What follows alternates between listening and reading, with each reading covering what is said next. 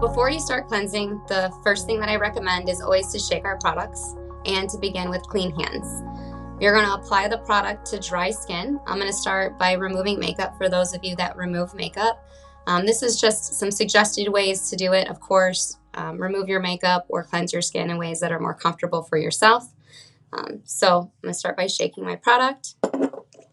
Today I'm wearing liner and mascara. One of my favorite tricks that I like to use is I like to enlist the use of Q-tips. When we apply mascara, we're typically applying it on the front side of the lashes and sweeping it up. And when you're cleansing your skin, we're actually kind of sweeping down. So that underside where the mascara is actually at, it takes a little bit more effort to get it off, especially if you're wearing waterproof or you're wearing long-lasting makeup. So I like to take the Q-tips and I like to just drench one Q-tip, not sure if you can see here, with cleansing oil. I allowed it to go ahead and soak up. With the other Q-tip, I used two. One is going to stabilize my lashes. The other one is going to help buff and clean the lashes. And again, I like to always recommend that everybody be very careful with your lashes when you're removing makeup from your brows or when you're removing makeup from your lashes. If you're over rough with your lashes or your brows and over time, then the hair no longer wants to grow back or doesn't grow back as strong.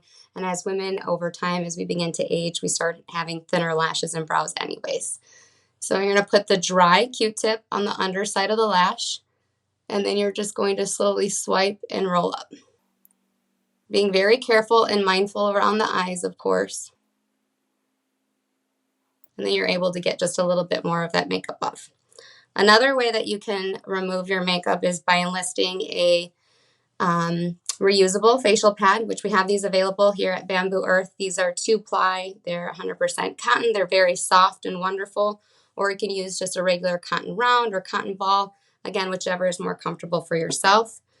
You want to put some of the product on your facial pad or on your cotton round. And then you can gently place it on the eye and press. And you're going to hold for just a few seconds. If you're wearing waterproof makeup, I would suggest waiting about 5 to 10 seconds and then slowly rolling and rubbing it downward and outward of the eye. It helps pull off all of that dirt. And then, of course, we get the dreaded under eye. So you're going to swipe, you're going to roll it in half. I call this the hamburger roll. Put your finger inside there and then just brace the eye. If you have more lost elasticity in the skin, brace the eye underneath the eye and gently swipe upward and out. Of course, being very mindful around the eye. We don't want to get any type of oil or product inside of the eye. Your eye will begin to flush in water. Same thing with the brow. Go ahead and press. Allow that oil and the heat from your skin and the oil to go ahead and break down some of that makeup. And then gently swipe and wipe off. There you go. I like to do the same thing for the lips. Again, you can enlist the use of Q-tips in. If you're wearing more pigmented lipsticks, or if you're wearing matte or something that's long lasting, especially if it's red, when we begin to move it, it smears and goes all over the face and gets the face a little bit more dirty than it is more clean. So again, another way that you can do it is by the Q-tips. This helps stop making sure that you're going to get any oil too deeply into the mouth for you to eat it. I would like to brace the lip, and you're just rubbing and pulling it off. You can also do that with the cotton round again. And you're going to just hold and press onto the skin. Now, for those of you that don't wear makeup, or if now you just have the base part of your makeup on, again, always starting with clean hands. You're going to take your makeup dirt and cleansing oil and place it into your non-dominant hand. You could also apply it directly to the skin. However, I do want to give a caution that this pipette here, not to touch that with your hand or touch it to your skin. You want to avoid cross-contamination. We usually recommend about a quarter size amount in your hand. And then I like to warm it. Spread it all over the hands. And then you're going to place it all over the skin. Don't forget your throat and on your décolleté. These are often overlooked areas. And this is often the places that we see premature aging begin. If you need to apply more oil at any time, please do so. You want to make sure that you're able to gently and glide across the skin without any tugging or pulling. You want to actually be able to make sure that you have some slip air coming off the skin. And then you'll just work it into the skin just as you would any other face cleanser. Just massaging in upward and outward motions, making sure to get into those areas that you may have some congestion at, or you may have some excess oil in. Again, the makeup dirt and cleansing oil breaks down not just makeup, it's also going to break down sunscreen or other impurities that you come in contact with during the day. I like to pay extra attention here to the lip line, especially if you wear lipsticks or lip glosses. We tend to get those clogged pores, and it makes it harder for us to get that nice crisp line if you do wear like lip liner or lipsticks. Being very gentle in the eye area. Of course, you want to go around the eye, soft and smooth and outward motions. If you have some elasticity in the skin or a loss of collagen already, brace the skin in any of those areas. You just want to make sure you don't no pulling, no tugging on the skin.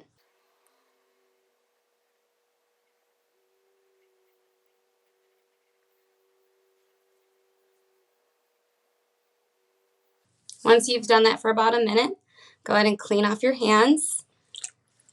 And then you're going to enlist the friends of either a facial washcloth, make sure that it's soft and gentle, or you can use our facial pads. We have these reusable facial pads that have two sides to them. They're really wonderful. You want to use really warm but not steaming water. You can press it into the skin, so then that way the warm water can help evict some of that off. And then you can use gentle upward and outward motions as well.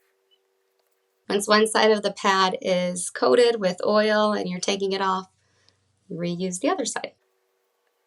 And then rinse and wring out your rag as needed. Once you know all the oil is off your skin should feel soft and smooth and supple, but it shouldn't feel oily or greasy at all. It should feel nice and clean, taut but not tight. So one of the most common questions or problems that I get asked about the makeup dirt and cleansing oil is, do I need to remove this? And the answer is yes. Mainly because that's part of the cleansing process. We don't want to leave oil and our dirt and our debris and our makeup on our skin. The oil itself is to break down all of those impurities, and then the water and the facial washcloth is to help remove and evict those away from the skin. So the rose water cleanser is really easy to use. Before each use, please make sure that you shake it every time. We don't use any binders or fillers or anything in our products. We want to make sure that we shake them prior to. You can use either our reusable facial pads. These are 2-ply and they're 100% organic cotton. Or you can use a cotton round or a cotton ball, whichever is your preference, or a facial washcloth, something that's soft and smooth that can be used on the skin.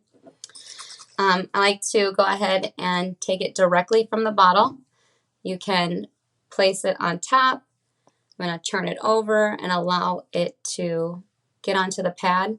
I normally do, about 2 to 3 soaks is the best way to explain it. You want it to have enough product on the pad where it does soak through on the other side. You're going to use one side for most of your face and then use the other side for the rest of the face. So be sure to cleanse your face, your throat, and your décolleté. These areas are often overlooked, and these are areas that we often have signs of premature aging sooner in life. You're going to apply it by swiping it in upward and outward motions on the skin. I like to use the first side of the pad for the décolleté as well as my throat up to the jawline. And then using the other side of the pad for the rest of the face. If you have looser skin, or if you have a little bit of loss of collagen or elastin in the skin, you can brace the skin. We want to avoid any type of tugging or pulling. If you have more sensitive skin, you can do what I call as a press and bounce, where you're just pressing and moving it across the skin. This is also beneficial if you have breakouts or any type of wounds on the skin. Once you have already applied it to the skin, we suggest that you rinse and remove the rose water cleanser using tepid water. Some people don't rinse the rose water cleanser off. The preference is entirely up to you. However, we encourage you to remove it. One of the reasons why we suggest that you remove the rose water cleanser is so then that way it's prepped and ready to go for the next step, and you don't leave any film or residue on the skin. And that's it. You can also remove the rose water cleanser by just rinsing and splashing the skin with water if you don't want to use a facial pad or a facial washcloth to remove it. So some of the common problems that we hear about the rose water cleanser is, do I actually need to remove this? And the answer is entirely up to you. We highly encourage you to remove the rose water cleanser after using it. It can help remove any excess bacteria or sebum or anything else left over on the skin. It also makes sure that there's no film left on the skin at all, usually due to human error. It's just what happens. But if you feel comfortable and if your skin enjoys it, you can leave the rose water cleanser on your skin before moving on to your next step. One of the other problems that we get asked a lot about the rose water cleanser is, what is this actually doing for my skin? Is it cleansing it all? And the answer is yes. Just in case if there's anything left over or residual oil from your oil cleanser, the rose water cleanser will ensure that all that grime and bacteria is gone from the day. And if not, it's going to help ensure that all the water-based impurities from your skin are gone. The Dead Sea Mud Mask, you want to use about a dime size amount. I like to use a little spatula. You can either apply this directly to the skin, first by putting it in your hands, or if you have more blemishes or cystic acne that may be painful, you can also dispense it on a small plate and then apply it with a fan brush. And then I was going to show both ways on both sides of my skin. So once you have your amount that you're dispensed on, I suggest that you wet or dampen the skin. You can use it with filtered water, or you can use our Intense Hydration Facial Mist. Those are really great options. Get a little bit of the product on your hand. Go ahead and wet and move it. You want to add just a thin, even layer onto the skin. If you have more acne or if you have any painful blemishes, this is also a great one that you can apply with a facial brush. You want to apply the product in a really thin consistency and upward-outward motions all over the skin. You can also use this as a spot treatment as well. So if you only have a few blemishes and a couple spots, just kind of put it on there where it may be at. Or it can be used anywhere on the face. Just want to be sure that you don't get it too far into the eye area. Our eye skin is really delicate. Those that have aging concerns on their throat or on their décolleté, you don't have to skip it out. The dime size amount is great if you're going to use this mask just on your face, but you can increase it to using about a quarter size amount. I have it like here on this little plate. And for those of you that are concerned with fine lines or wrinkles and aging on the throat and neck area, jawline, and décolleté, you can use this mask in all of those areas as well. It's going to increase the stimulation and circulation to the skin, so it may bring some mild redness or erythema. All right, so then once you have it applied to the skin, again, you want to apply it in a very thin application in upward-outward motions, and then allow the mask to dry or set. It should take about 5 to 10 minutes. And then you and I have a break until it actually starts to dry, unless you want to have me keep talking. When it starts to dry, it will start getting lighter in color, won't be as dark. It normally takes 5 to 10 minutes for the mask to completely finish drying. Don't leave the mask on any longer than the 10 minutes though, or it can start pulling out additional oils from the skin, and we don't want to increase any oil production. We just want to help maintain and balance your skin. All right, so once the mask is all dry, you can see I applied it too thick there. That's okay. but it's dry everywhere else on the skin. You're just going to take a facial pad or some type of facial washcloth, and I like to re-moisten and re-wet the mask. That way there's less tugging and pulling when you remove it, and then it wipes off much more cleanly. This mask also offers a gentle exfoliation while you're applying it and while you're removing it, because it has that stony, kind of slightly gritty feel to it.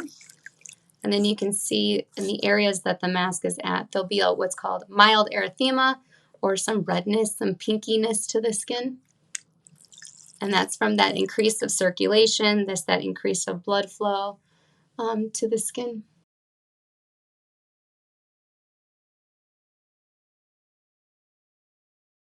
When you're removing your mask, I recommend just removing it in upward and outward motions. Rule of thumb, we never really want to pull down or drag on the skin. We want to always make sure that we're encouraging it to remain youthful and upright. And that's it.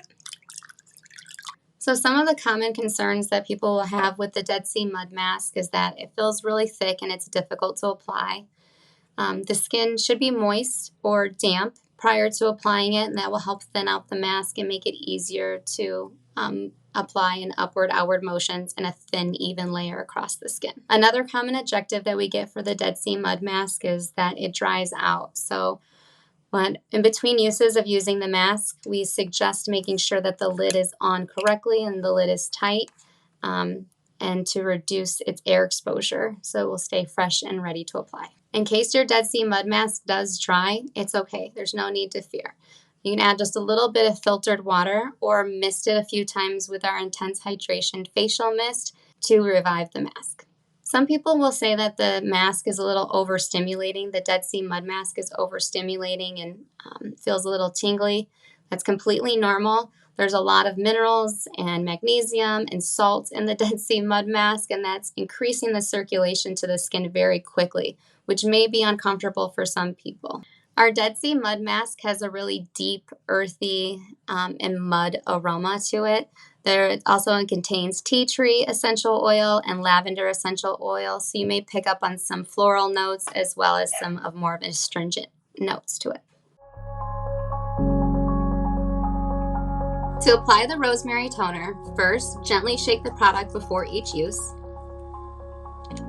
You can use either our reusable facial pads. These are wonderful. They're 2-ply. Or you can use any type of basic cotton round or cotton ball, your preference.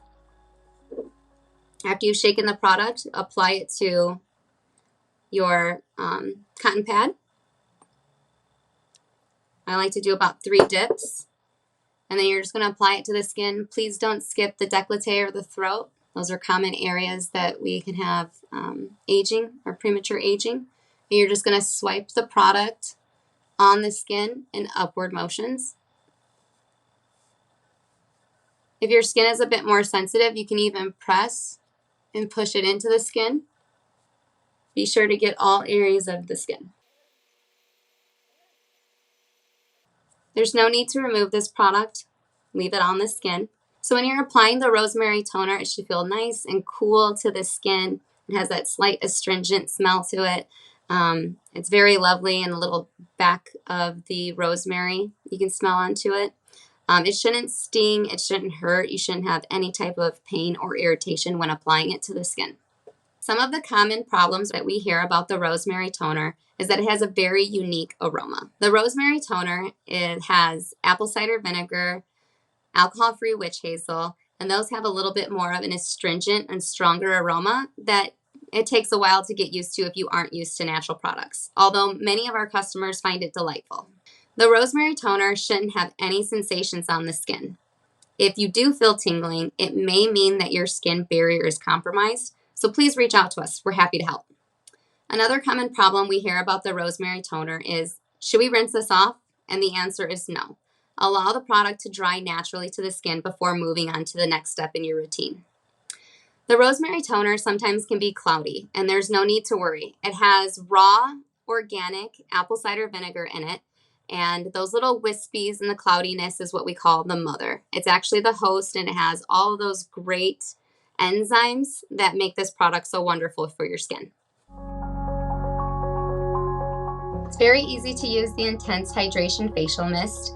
Make sure you gently shake prior to each application, and then you're just gonna mist your skin. Don't skip out on your décolleté and your throat, and 3 to 5 mists is pretty good to get all over most areas. If you have dehydrated skin, we suggest that you saturate the skin before applying your moisturizer. And then once you have the mist on, immediately follow with your favorite serum and your moisturizer.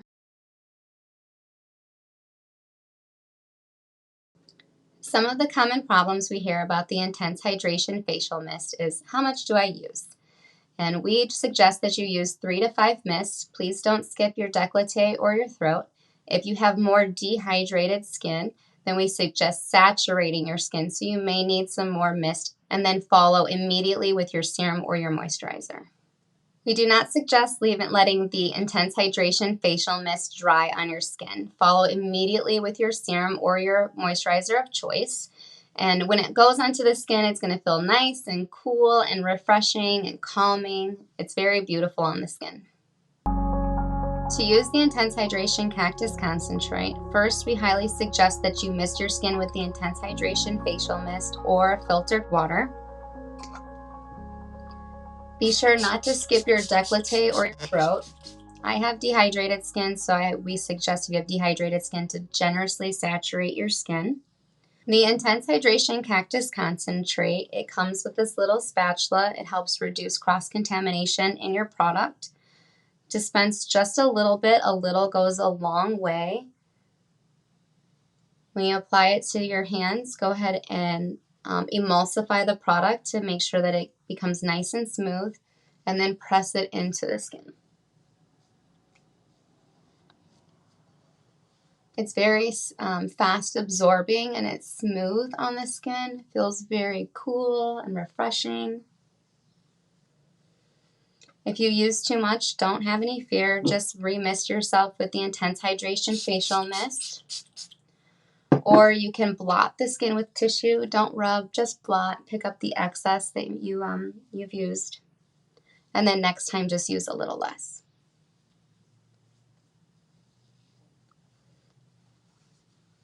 That's it. The Intense Hydration Cactus Concentrate has like a really great rainforesty kind of green tropical scent to it. And some customers, if you're new to natural products, they may not enjoy the aroma, although most of our customers really do. It has really wonderful skin nourishing benefits, so we hope that you continue to use the product as well, and hopefully you'll enjoy it too. So one of the common problems is using too much of the Intense Hydration Cactus Concentrate. That will make it feel too oily or too greasy on the skin. Using a little goes a very long way. The Intense Hydration Cactus Concentrate is a pressed serum, so it's very smooth, and it breaks down or it melts very easy as an oil. Once the product comes to you during shipping, because we don't use any stabilizers or preservatives or fillers in any of our products, it's just raw, organic, and natural ingredients, it may melt to you during transition. When it melts down, it could have little kind of beads in it where the oils and the butters separate, but have no fear, it's still good. You can totally use it. You just need to remelt the product down. Make sure every last bead is melted down, and then pop it back in the refrigerator so that it can re-solidify.